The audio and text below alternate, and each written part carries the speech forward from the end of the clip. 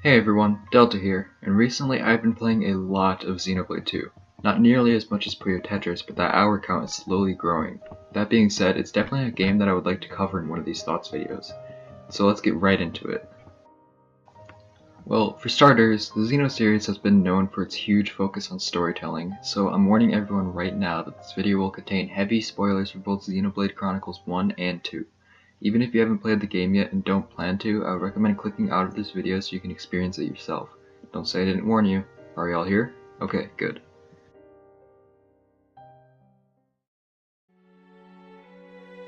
Xenoblade Chronicles 2 is the actual sequel to the beloved Xenoblade Chronicles for the Wii and new 3DS. Yes, I am ignoring Xenoblade X. For now. Now, I've played through the original Xenoblade plenty of times, and I've watched a playthrough of Xenoblade X, so I'm pretty familiar with the series. Plus, Xenoblade Chronicles has stood as my number 2 favorite game for quite some time now. Pretty heavy statement, so let's see how its sequel holds up.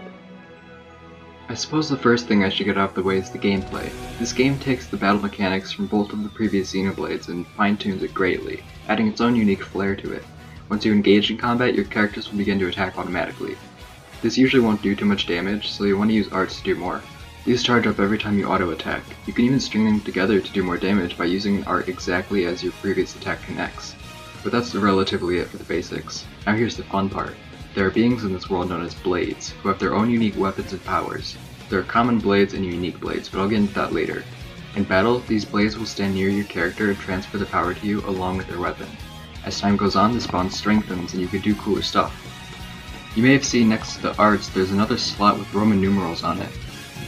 This is your special attack. It varies depending on your blade's element, but these can be comboed together with different or similar elements to perform blade combos, which can do a lot of damage. These will leave an orb circling the enemy. The cool thing about specials happens when you and your blade get max affinity in combat. If you get a level 3 special and stand close to your blade, it will slowly fill up into a level 4 special, which is a super powerful special that is unique to each blade. It even comes with its own cutscene and QuickTime event.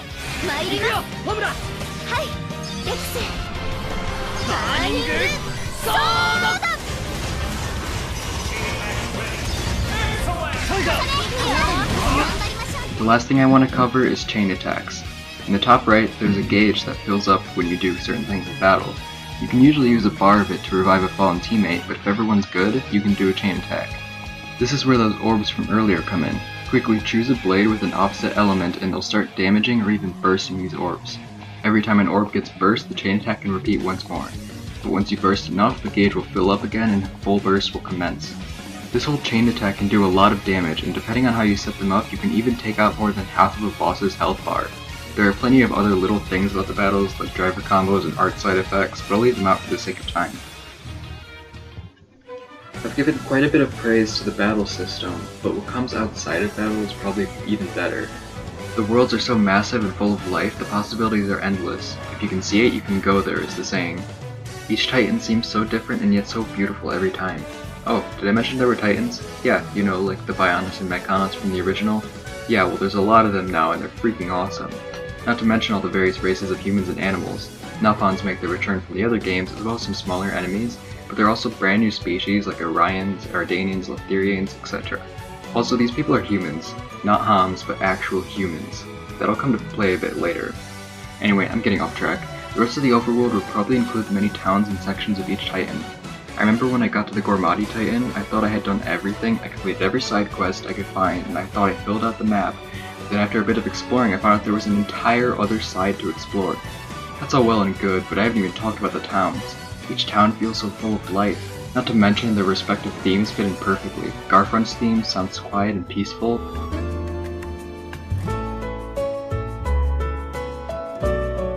while Fun's of Maima, Araya's other city, sounds grand and epic.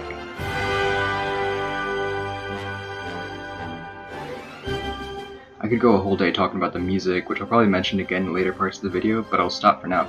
I guess the last thing I want to say is there are a lot of side quests, and I mean a lot of side quests. And if you think you can go to one town and finish everything, then oh no. I finished the game a while ago and I'm still getting new quests, but I digress. The towns and areas are pretty cool, but the best thing about this game is the story that ties them all together. There's roughly 100 hours of story-based gameplay and cutscenes and all that, but you can easily sink in more than that just getting distracted by the game's nuances. The basic premise is about a boy named Rex. He's living on the back of a small titan he calls Gramps. One day, Rex goes to the local trade guild Argentum to sell off his treasure he's hauled up from the Cloud Sea. While there, he gets invited to a nice-paying job to help some suspicious people salvage something from an uncharted part of the Cloud Sea. He takes the job, and they do the location and do their thing. They find a ship, which has some legendary blade inside. The blade, Pyra, asks Rex to take her to literal heaven, and being the hormonal teenager he is, accepts it for completely wholesome reasons. Then the suspicious people start trying to kill everyone because the little guy couldn't keep his hands to himself. Gramps comes to save the day and everyone's off on their adventure. You travel to various titans, meet new characters, while trying to get Pyra to Elysium. Oh, and the titans are slowly dying off one by one, and everyone needs a new home to live in. So, no pressure, dude. Well, that's a very basic explanation of the beginning of the story. Now I want to take a moment to talk about the ending/endgame stuff. I had my suspicions that this game and Xenoblade 1 were connected somehow, although not obsessively so. These grew when Malice pulled out the actual frickin' Monado, and even though I had those thoughts, I was blown away by the presence of Klaus above the world tree. Everything started coming together for me when Rex and Mithra fell down to the land of Moritha. I was like, wow, this kinda looks like a modern city, and then later they were like, yeah, this is Earth before it got destroyed by Klaus and his greedy ego. I gotta say, this was definitely equal to, if not greater than the twists at the end of Xenoblade 1. So for anyone who didn't figure it out, Klaus from Xenoblade 2 was split into two when he activated the conduit in the low-orbit space station. His other half went to a new universe where he created the Bionis and Mechonis as Zanza, along with Meyneth. If it wasn't presently obvious at first, it was further eluded when you could literally hear Shulk's last words before defeating Zanza. Today, we use our power to fell a god, and then seize our destiny! That's simple. Today, we use our power to fell a god, and then seize our destiny! I do have a complaint, however.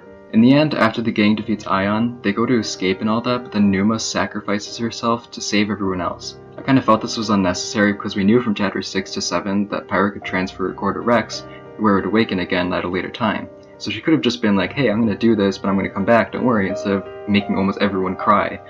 Other than that, I was pretty satisfied with the ending. I also have a sort of headcanon that the land that everyone sees at the end is the same universe that Shulk created at the end of Xeno 1. I'm sure it was alluded to, but it still makes a bit of sense. As for characters, I really liked everyone. The main characters were all really fleshed out, and everyone had a story for them, except for kinda Zeke.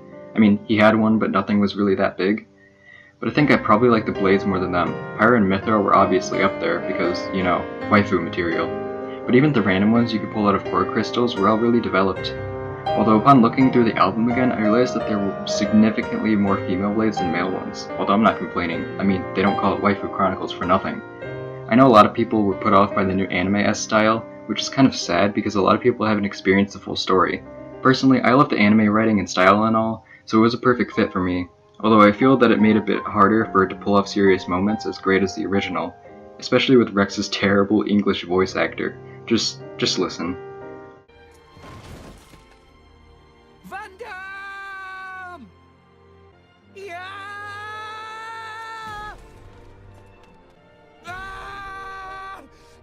Pay for this for Van Damme!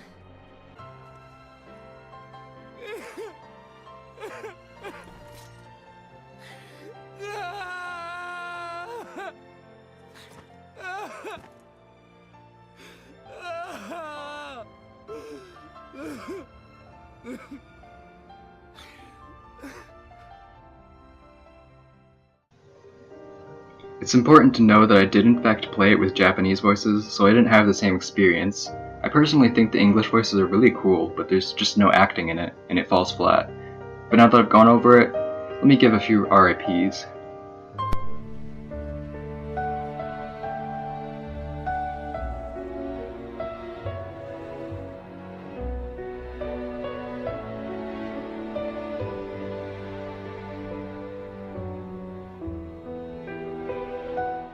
I think the only other thing I wanted to talk about was the blade summoning. First off, I'm missing a few blades, so I can't say everything for certain, but I've heard a lot of complaints.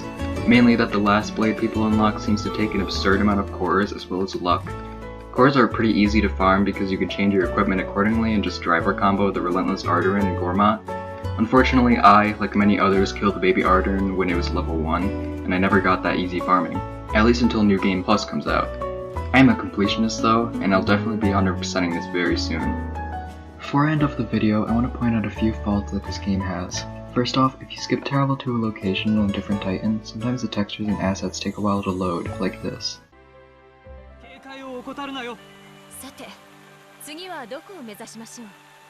Second off, I wanted to praise the game for being able to handle all of this stuff on screen at a pretty consistent frame rate. That being said, it does sometimes lag a bit when in battle with larger or multiple enemies. Lastly, after Chapter 3, you get the ability to take on merc missions as the new leader of the Garfront mercenaries. This is all cool and good, but sometimes these merc missions can take a while to finish, and are sometimes required to complete certain side quests. And don't even get me started on Ursula's merc missions. Look, I started that quest after the 1.2 patch, so I didn't have to listen to the departure messages or the English line, so I didn't mind that bit, but there are still way too many merc missions that you have to do. I mean, I have over 140 hours in already, and I still don't even have half of the merc missions left. Other than that though, I have no complaints that I could think of at the moment. With all that said, I think it's time to wrap this video up. My overall thoughts on the game? Well, it wasn't without its faults, but it was a worthy entry to the Xenoblade franchise. I would definitely recommend this to most people for the Switch. This isn't a game that everyone can enjoy, but if it is your style, it will be one of your favorites by the end. So thanks everyone for watching, and I'll see you guys in the next video.